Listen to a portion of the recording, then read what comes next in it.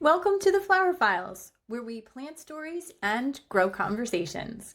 I'm your host, Liza Getz, flower farmer, florist, educator, and founder of Wildly Native Flower Farm and the Flower Files podcast.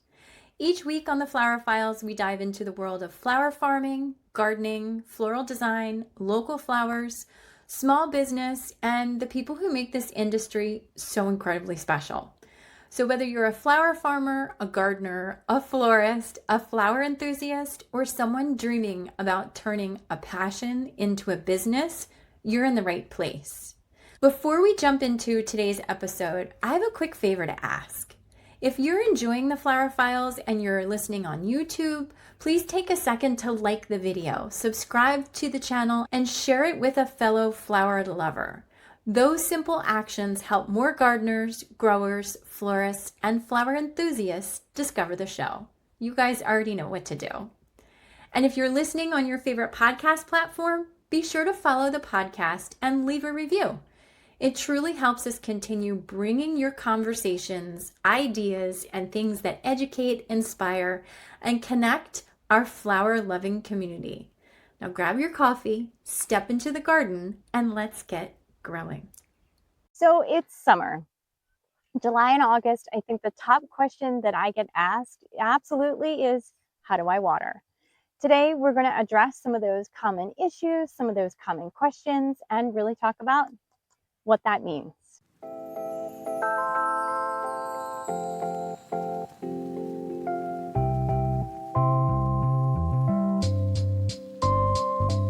Because every time you see a wilted plant, it doesn't mean that you need to add more water. Sometimes plants actually wilt and tell you, hey, I don't need water. But when it's hot and it's the middle of the day, things look like they need water. So you naturally want to add more water. We're going to talk about some of the things that actually are signals from the plant saying, hey guys, I'm just a little stressed and I'm trying to conserve my water. So while your plants may look a little wilted mid-afternoon, doesn't necessarily mean you need more water. Let's talk about how to actually go and do the watering. So before we actually jump into anything with a hose or a friend or water or anything like that, let's chat real quick about some of the reasons why your plant could be looking like it needs more water. Of course, you always want to dig down in the soil, and we'll show you how to do that a little later in this episode, and look at the soil itself. Does the top look moist, but the actual soil underneath, maybe that's dry? There's a couple other reasons why things could look wilted. Your plant could actually just be dry. Your plant could maybe even have some type of root issue going on. So you could maybe even have some sort of disease happening. You could have a plant that is more sensitive to heat that will naturally start to wilt to try to conserve its moisture in the afternoon. Hydrangeas are infamous for looking super wilted in the afternoon because I'm hot. They're 100% divas. But there's a couple other plants that will do that, and then in the afternoon, they tend to come back up. The best time of day to water is first thing in the morning. That helps you prevent disease. It keeps all of your leaves nice and dry, and it means that your plant is better prepared for the stress of the heat during the day. Let's go take a look and see how to actually do the watering in our hoop house. All right, so I am standing in our hoop house. Our hoop house turns over multiple times through the year. We have actually pulled the majority. As you can see, there's no seeds, there's nothing preset in here. So with this section is incredibly dry. It's been about 2 weeks since we have added any water to it because we haven't been in here. So I want to show you in this dry section, what we're going to do is we're going to kind of move down the row so you can get a sense for the different types of nozzles and why you water gently and deeply instead of like a spritz across the top. We're going to dig through some things. So it is dry, very, very dry, pretty far down in here, okay?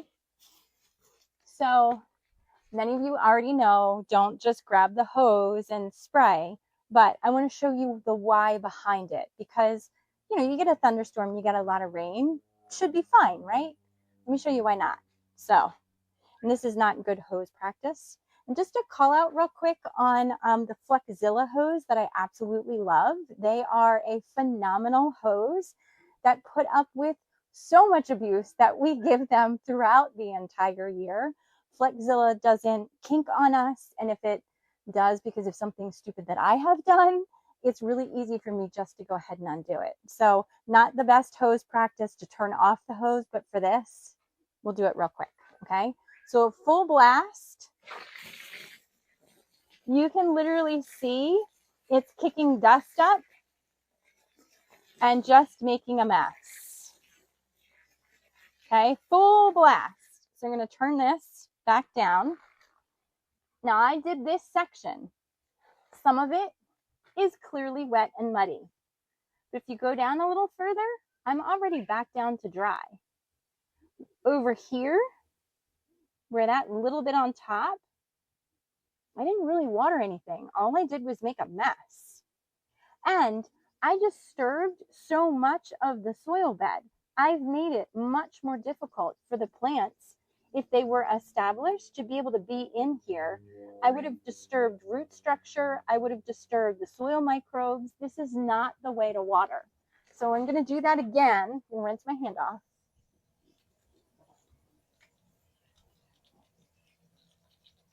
Because I get it. It's early in the morning and you're late for work or you're late for something. You're like, oh, I got to water the garden. And then suddenly you realize, oh my God, I don't even have the nozzle close by. So I'll just use my thumb and do it like this.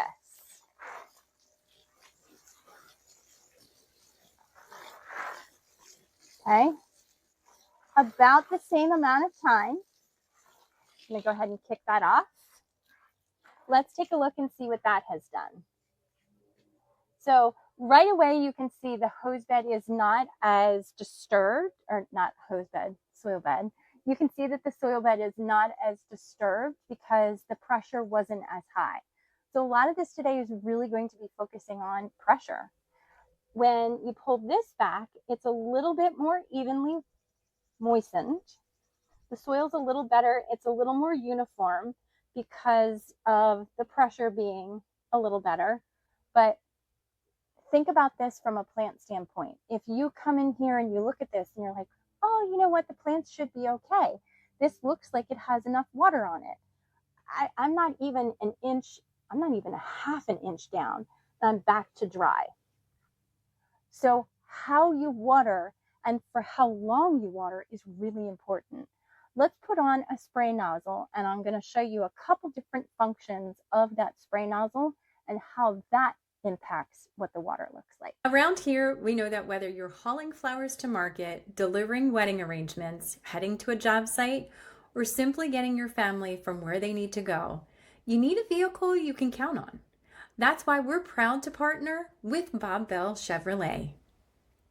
Bob Bell Chevrolet has been serving Maryland drivers with a commitment to quality vehicles, exceptional customer service, and a team that truly cares about helping you find the right fit for your needs. Whether you're looking for a dependable truck, a family SUV, or a fuel-efficient vehicle for your daily adventures, their team is ready to help. As a small business owner, I know how important it is to support businesses that invest in their communities, and Bob Bell Chevrolet has built a reputation for doing exactly that. To learn more about their inventory, services, and current specials, visit Bob Bell Chevrolet or stop in and see their team in person. A huge thank you to Bob Bell Chevrolet for supporting the Flower Files and helping us continue to bring you conversations that educate, inspire, and connect our flower-loving community. Okay, so one of the first things you'll notice is I have put this on. It's tight. It's now just up in there and it's spinning, but I'm leaking. My pressure has come in. One of the first things, if you have a hose that is doing this, yes, you're wasting water, which you're not supposed to do, but it means that your hose gasket, the little plastic piece up inside there, probably is missing or broken or just old and dry rotted. So just want to just point that out. We're going to start off with center first. So center has a little bit of a diffused water.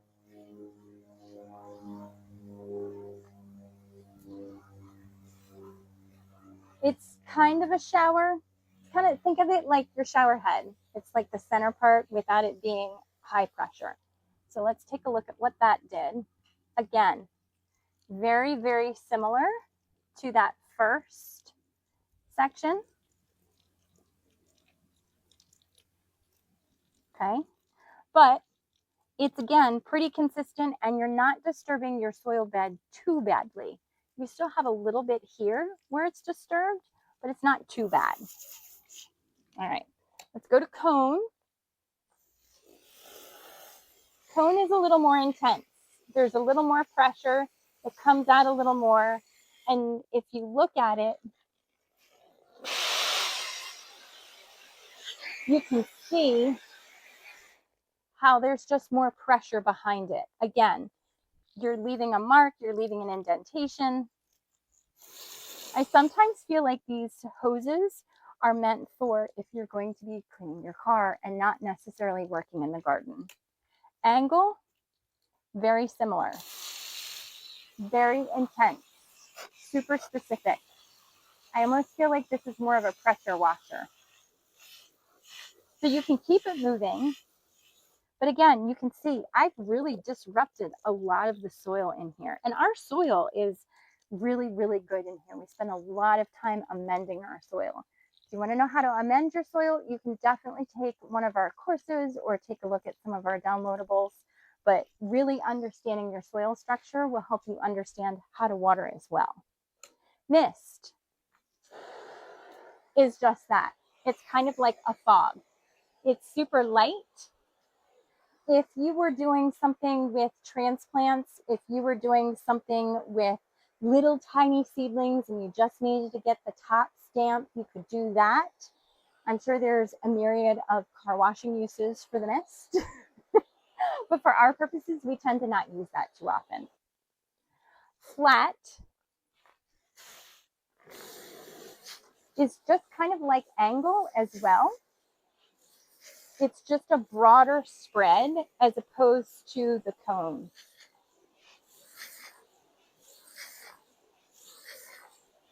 Have it be a similar amount of time. If you hold this in one place and you're too close, you're going to disturb your soil bed. But if you hold it further up and you're just over the top of the soil, I guess you could use it in a pinch if you had to. It's still not ideal, and you would really be beating up your foliage if you were using this. Fan is just the other direction. You've got an angle one direction, fan is angled the other direction. So again, while it looks like you're putting out a lot of moisture, you're really not. It's really good to clean your hands. Stream is just kind of like having no nozzle on at all.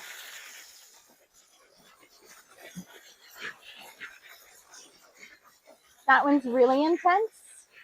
Now, if you go back to fan or flat and say you have insects or something that you're trying to rinse off, depending on the pressure that you use, that may be a good application for those. Stream is great if you're trying to spray bees off of a nest, maybe. Not that we have experience with that. It's also really good for cleaning or trying to rinse something off, but it's not a good application for putting water down in your garden. Shower.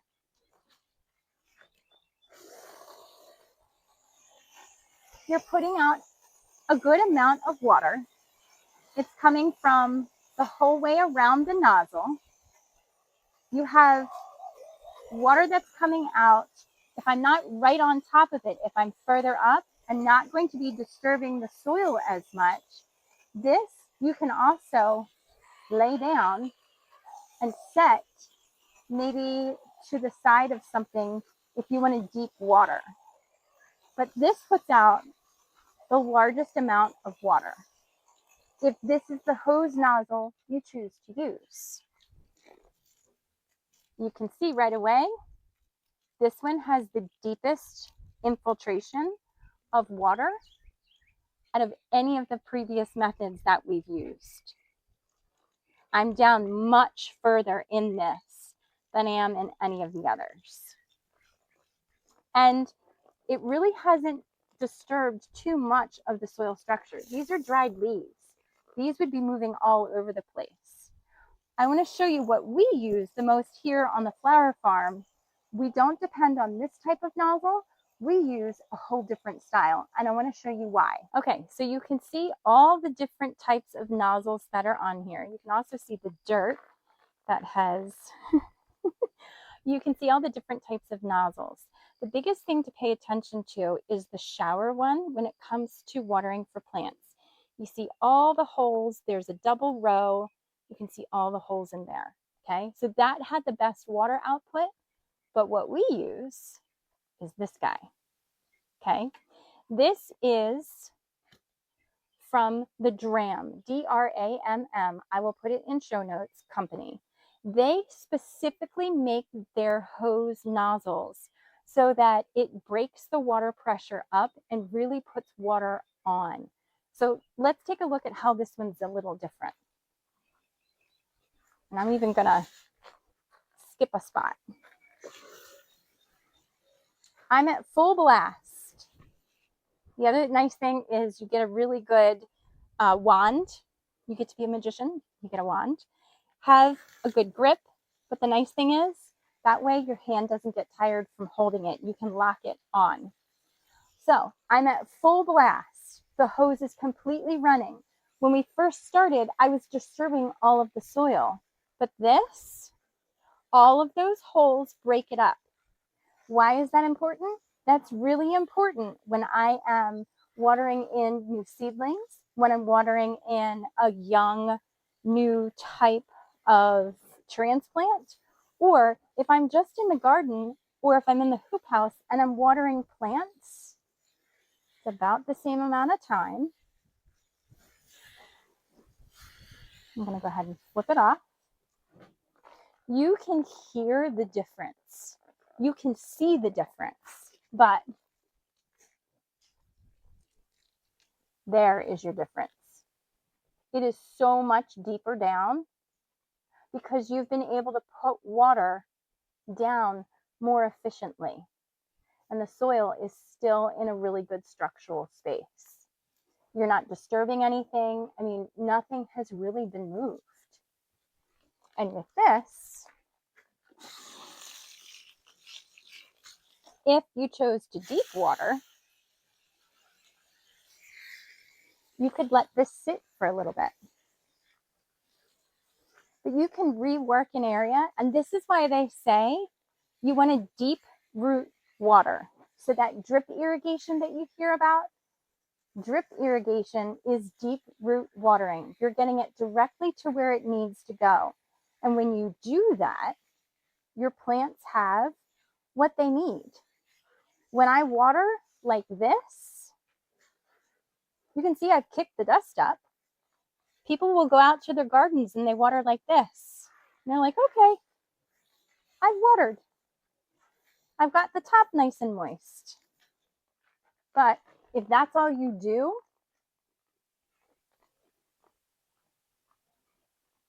your plant isn't getting that. That's going to evaporate off. So you want to deep root water. You want to leave that water. You can also see the difference back there. I've got a little bit of black. I have a transition to a brown, and then I'm down to the dry. This soil is incredibly dry, and I chose this spot on purpose to show how long it would take too to rehydrate all of this.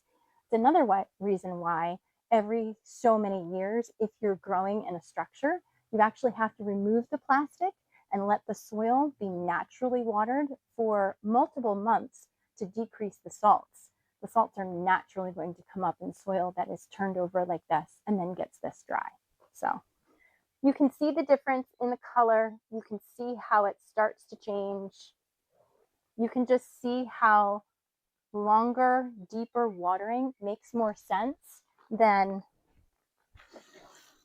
this every day. Doesn't make sense. So there's lots of different forms of irrigation that you can use. Many times people will ask us, well, why don't you use overhead irrigation? I'm a flower farmer, so it's really important that not only my leaves stay nice and dry and make sure that I'm not introducing any type of disease, but it also would damage many of the petals that are on the plants. So I don't use overhead irrigation unless it's targeted and the flowers are very, very small. So that's when I'm establishing a new bed and I have to do something quickly. Our favorite form of irrigation is what's called a drip line. So there's a couple different parts to it. We like to use this. You can do irrigation as big and as intense or as simple as you would like. So I would love to show you guys how we set this up for it to be nice and simple and easy. These, and I'll link in the show notes where you can find this source, but it's really easy. This just slides on and attaches. So you put this piece in, you attach it, you tighten it. So this is your cross piece. These pieces have zero irrigation, zero holes to them. This is just to let the water run.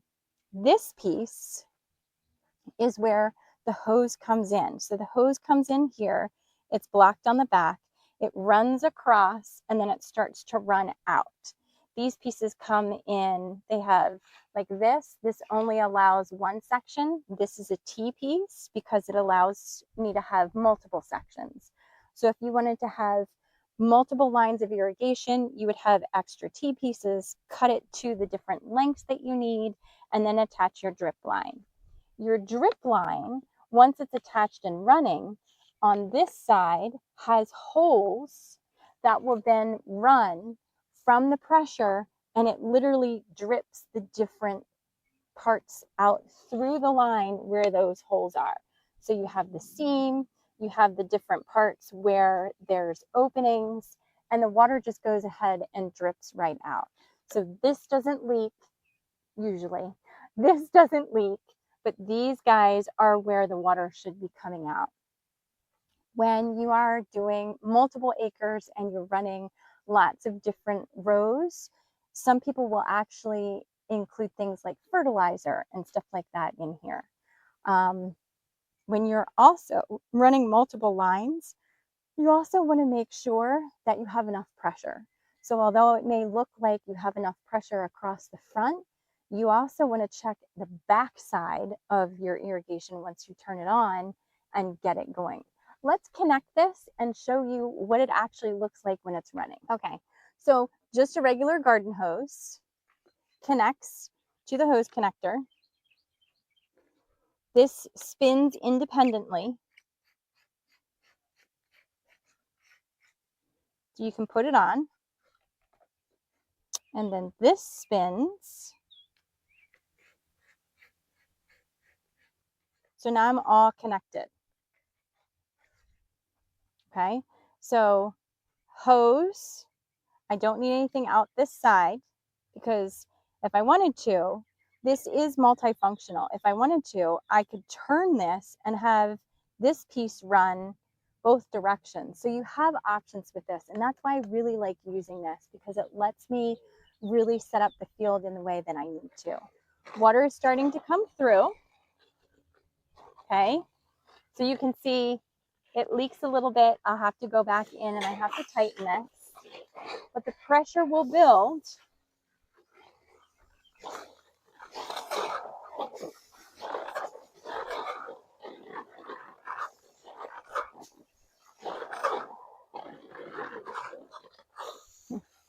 The fun part is not getting wet. Anytime you do anything with irrigation, be prepared. You're going to end up wet. Now, this side is running a lot smoother than this side because if you look, I've got a kink all the way back in here. So the biggest thing with this really flexible hose is making sure that you don't have anything kinked. Now, as the pressure builds,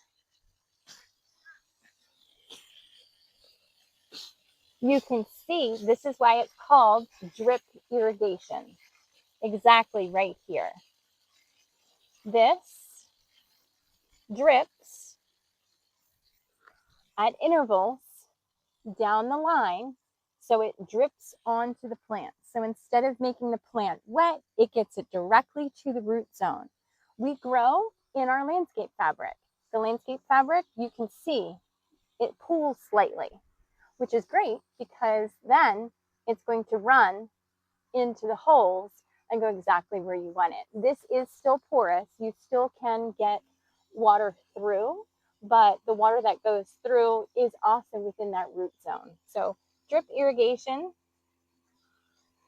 is called drip irrigation because it literally drips out. So a couple takeaways from this episode would be, first of all, you're going to have to get dirty. If you're a gardener, you're already going to be in your soil, but this is another reason for you to be in your soil. Do the finger test. Actually touch your soil. Pull it back. Make sure that you're actually getting water to where the plant needs to be. Because a plant like this is going to need a lot more water than a plant that's like this. So you want to make sure that you're doing those things correctly. There's a lot of mistakes that I see people make, and I think that's where some of the confusion comes from when people ask me like, hey, how do I actually water my plants? You want to water early in the morning, like we've already talked about. You don't want to water at noon. You're going to have water on your foliage, and then that water actually can act like a magnifying glass sitting on those flowers or on those petals. Yeah, you don't water your flowers. So sitting on that foliage, it's like a magnifying glass, and then you can actually end up with spots because of it. And then everybody gets worried. They're like, oh my God, now I have a disease. Do you, or do you just have water spots that magnified the light and the heat and created a spot?